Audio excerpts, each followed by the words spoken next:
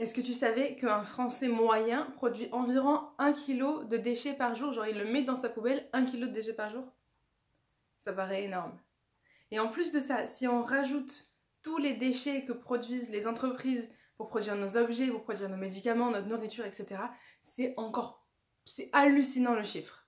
Parce que si on regarde juste ce que nous on met dans la poubelle, ça fait 354 kilos par an. Par contre, si on comptabilise ça, ça donne 13,8 tonnes de déchets par an, par habitant, français, en moyenne. C'est énorme! 13,8 tonnes!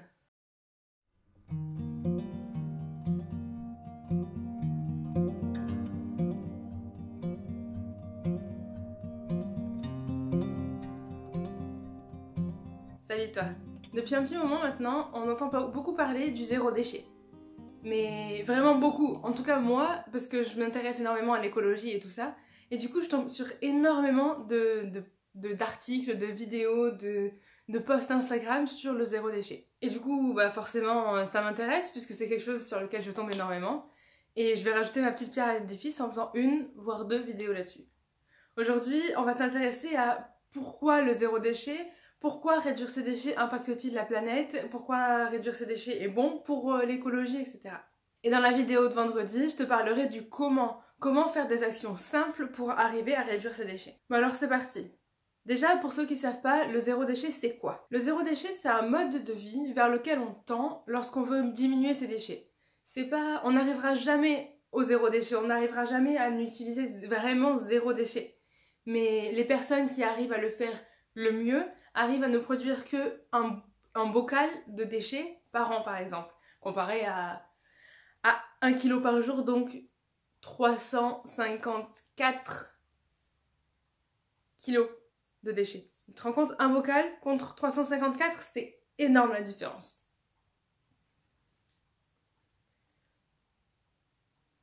Alors là j'ai une citation du Le Grand Déballage, c'est un blog dont je vous mettrai le lien en description. Ils disent qu'un mode de vie zéro déchet vise d'une part à réduire sa surconsommation et d'autre part à réduire notre impact écologique et de repenser sa façon d'acheter et de consommer. Donc, on n'est pas obligé de n'acheter aucun déchet pour pouvoir participer à ce mouvement zéro déchet. Il faut juste être conscient que si on peut choisir, eh ben on choisit le truc sans emballage. Il n'y a aucune culpabilité à avoir, c'est juste on essaye comme on peut. Pourquoi? Alors d'abord, un petit point historique hyper intéressant sur l'histoire des déchets. Les déchets ont toujours été présents dans l'histoire de l'humanité, mais avant, la plupart on pouvait les composter, ou alors ils pouvaient être utilisés pour nourrir les animaux ou le sol. Et ceux qui ne l'étaient pas, on pouvait les brûler, mais c'était en très petit nombre. Ça gênait pas grand monde. Et personne s'en occupait vraiment, il y avait pas... Ça posait des problèmes d'hygiène et de santé, mais personne s'en occupait vraiment. Jusqu'en 1983, où il y a le préfet de la Sainte-Eugène, Monsieur Poubelle, qui fait passer une loi comme quoi on est obligé, les propriétaires des maisons sont obligés de fournir à leurs locataires un récipient dans lequel ils pourront poser leur ordures ménagères. Et voilà. Et moi qui me pose toujours la question de quelles sont l'origine des mots, etc. Et voilà, ils sont pas foulés, hein. Ils ont pris Monsieur Poubelle et du coup ce sera la poubelle. Waouh! Bon bref, ça c'était le point historique intéressant on va dire, mais ça n'a pas trop de rapport avec pourquoi les déchets c'est mauvais pour la planète. Là c'était pour nous, mais pourquoi c'est mauvais pour la planète? Ben c'est parce qu'à partir de la seconde révolution industrielle, les déchets ont totalement changé de nature. En fait, il y a énormément de plus d'objets qui sont fabriqués, l'apparition de produits de synthèse, et on change notre mode de vie, notre mode de consommation et donc notre mode de production. Donc forcément on produit plus, et donc il y a forcément plus de déchets. Et donc ça avance comme ça, et du coup il y a énormément plus de déchets, et donc de moins en moins biodégradables et de plus en plus nombreux. Et là tu vas me dire oui, mais tu en tournes encore autour du pot, c'est quoi le rapport avec le changement climatique et avec l'environnement? Oui, ça arrive. Ben, en fait, comment dire, tous ces déchets ont un impact sur notre santé, comme on l'a vu plus tôt, mais aussi sur l'environnement. Et sur la santé, je vais pas t'en parler de suite parce que c'est pas le thème de la vidéo. Aujourd'hui, on est sur l'environnement et donc je vais pas t'en parler. Et surtout si tu veux savoir pourquoi c'est important de protéger l'environnement aujourd'hui pour nous et pour notre santé, je t'invite à aller voir la toute première vidéo que j'ai faite sur le sujet. Ça répond exactement à un bilan de pourquoi on en est là, quoi. Bon allez, je te dis quand même 2-3 trucs sur la santé, histoire de te faire un petit peu peur, et après on enchaîne. Alors, selon une étude de l'Observatoire régional de la santé Rhône-Alpes, donc je te mettrai forcément le lien en description, pour les professionnels qui travaillent vers les déchetteries ou dans les déchetteries, forcément en dehors des problèmes musculo-squelettiques là, il y a des problèmes du type... je trouve plus ma ligne. Alors, des potentiels problèmes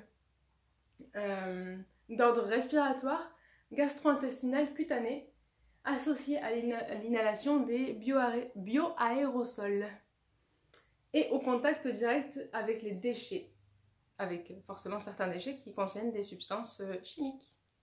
Donc ça c'est ce qu'on a vu chez les professionnels qui travaillent vers les déchetteries ou dans les déchetteries, et après il y a les particuliers qui habitent vers les déchetteries, et ça on n'est pas vraiment sûr parce qu'on n'a pas trouvé de corrélation entre les particuliers, enfin les professionnels et les particuliers, mais ça montre quand même que dans une région proche des déchetteries, il y a quand même un taux plus élevé de cancer et de troubles de la reproduction. Mais après c'est toujours pareil, ça dépend de quels déchets sont enfouis. Parce que ça aussi, ouais, en faisant mes recherches, j'ai réalisé ce que c'était, pas une déchetterie, mais qu'est-ce que devenaient les déchets qui n'étaient pas recyclés. Et j'étais en mode, what? C'est fou! C'est fou, je trouve. En gros, nos déchets à nous, s'ils sont pas brûlables ou s'ils sont pas brûlés, et ben juste on les pose, comme ça, on fait un trou, on arrive avec notre petit camion, et on met tous les déchets à l'intérieur, et une fois que c'est plein, ben on rebouche. Je le savais, parce que je l'avais déjà appris en primaire, on avait vu ça en primaire à mon école, mais j'avais totalement oublié. Je savais que le recyclage c'était bien, mais là je me dis, mais c'est hallucinant, on met des déchets, plastiques, ou pas forcément plastiques, mais dans la terre, avec l'encre, avec tous les produits chimiques qu'il peut y avoir dessus. Oh les gars, comment vous voulez que ce soit bon pour la nature? Ah! Donc, on va pas parler de tous ces déchets-là parce que ça, on sait.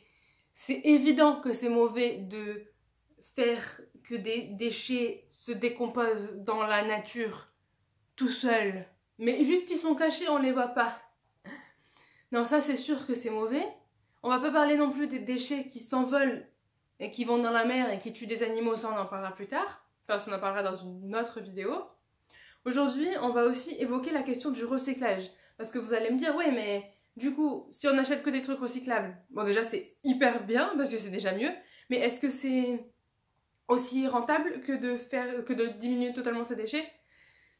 Donc vous savez bien, si je fais cette vidéo, c'est pas pour vous dire, ouais, t'as raison, prends des déchets. Non, la question c'est pourquoi réduire les déchets, alors voilà. Donc, déjà dans la réduction de déchets, s'il vous plaît, arrêtez. Diminuer un maximum tout ce qui est comment on dit, non recyclable, parce que ça, mon dieu, c'est juste posé dans la terre et on attend. Mon dieu, je m'en remets pas, Et donc, pour tout ce qui est recyclé, ça dépend encore des types ça dépend aussi des types de matériaux. Alors je les ai là, donc je vais vous les... Alors pour tout ce qui est acier, il y a plusieurs étapes. Donc acier, c'est genre les boîtes de conserve, les canettes et tout ça. Ils sont fondus à 1600 degrés pour en refaire d'autres. Donc là, franchement, ça va, il n'y a qu'une seule étape. Et en plus de ça, c'est réutilisable à 100% à vie. Genre, il n'y a pas de limite ou quoi. C'est du moment que c'est recyclé, on peut le recycler pendant des années. Alors après, pour ce qui est aluminium, donc les emballages, les barquettes et autres canettes, d'abord c'est cassé, après c'est broyé, après c'est compressé, et après c'est fondu et purifié. Après c'est vendu en lingots pour être refondu et après mis en pièces auto ou en vélo ou en mobilier, tout ce genre de choses. Donc là il y a un peu plus d'étapes, hein, mais c'est pareil, ça peut être réutilisé à vie. Et il faut encore que ce soit recyclé. Parce que si on met dans la poubelle normale, et ben tant pis pour nous et pour la planète. Le verre. Alors le verre, il est d'abord trié par couleur, ce qui paraît logique. Et après, il est purifié, broyé et lavé, et fondu à 1500 degrés. Et après, on le souffle dans de nouveaux moules.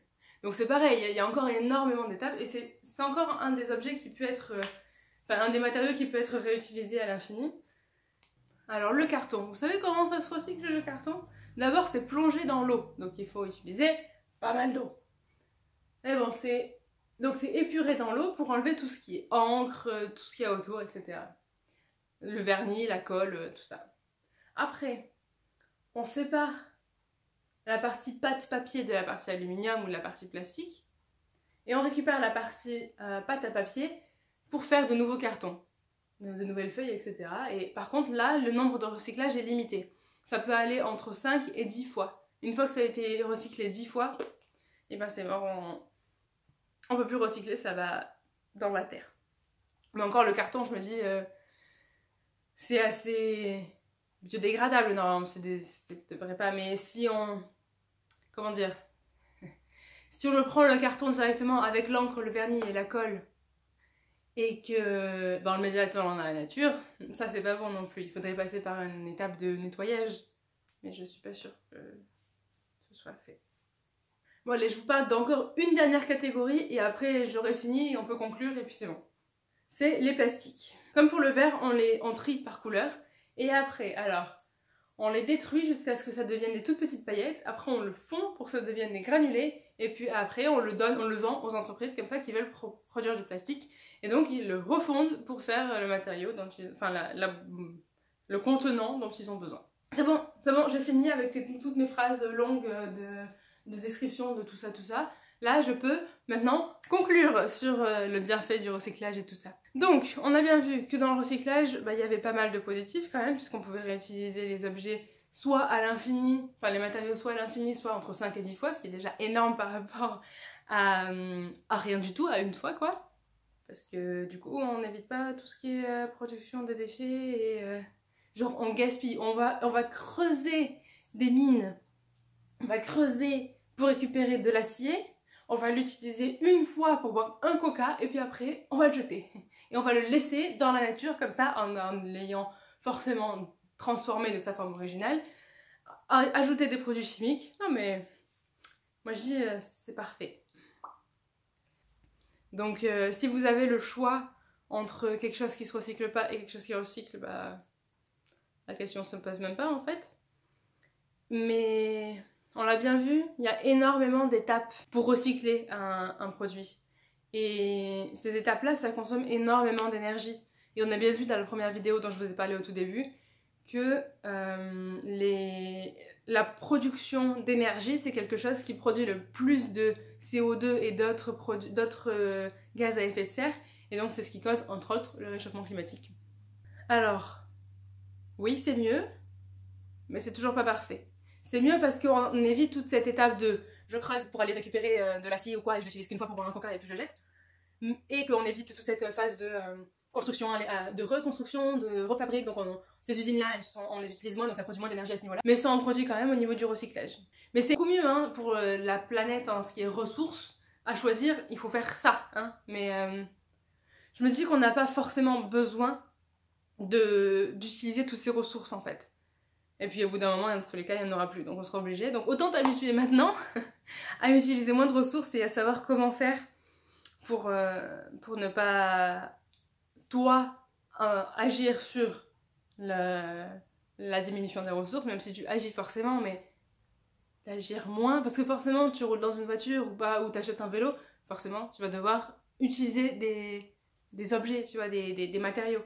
Mais tu peux diminuer par les gestes de tous les jours, arrêter de jeter 1 kilo, putain j'en reviens pas de ce chiffre, 1 kilo de déchets par jour dans ta poubelle, et peut-être commencer par jeter, je sais pas, 800 grammes, et puis 700 grammes, et puis 500 grammes, et puis tu fais un peu mieux le tri, tu te rappelles de toutes les catégories, de tout ce qui est recyclable et que je viens de te dire, tu essaies de mettre dans les bonnes poubelles, histoire que si jamais tu jettes du verre dans la poubelle normale, et ben ils mettent pas encore des milliers d'années à se décomposer dans le trou de déchets. Donc si tu veux savoir comment faire tout ça, je t'invite à revenir vendredi et à regarder ma vidéo. Entre-temps, tu peux t'abonner pour ne pas la louper. Et puis, tu peux aussi me suivre sur les réseaux si jamais tu veux me dire quelque chose perso, si tu veux apprendre un peu plus sur mon challenge. Parce que là, la vidéo a été faite un peu en rapide, on va dire. Elle est un peu de moins bonne qualité que ce que je fais d'habitude parce que je me lance le défi de faire une vidéo par jour. Donc, j'ai pas mal de choses à faire. Voilà, et donc si tu veux en apprendre un peu plus sur ce défi-là, tu peux me suivre sur Instagram. Et sinon, j'espère que tu vas passer une bonne journée. Et culpabilise en rien, tu fais ce que tu peux, comme tu le peux, et voilà. Oublie pas, essaie de faire une action par jour. Donc là, tu peux juste ne pas demander de paille, ou ne pas demander... ou venir avec ton propre verre ou tes propres couverts, si jamais tu sors, parce que là c'est l'été, donc tu vas sûrement faire des pique-niques ou ce genre de choses. Juste une action par jour qui puisse te dire « Ah, c'est cool ». Bon allez, je te laisse, je te dis à la prochaine et puis à demain si t'es abonné et sinon à vendredi pour la suite de la vidéo.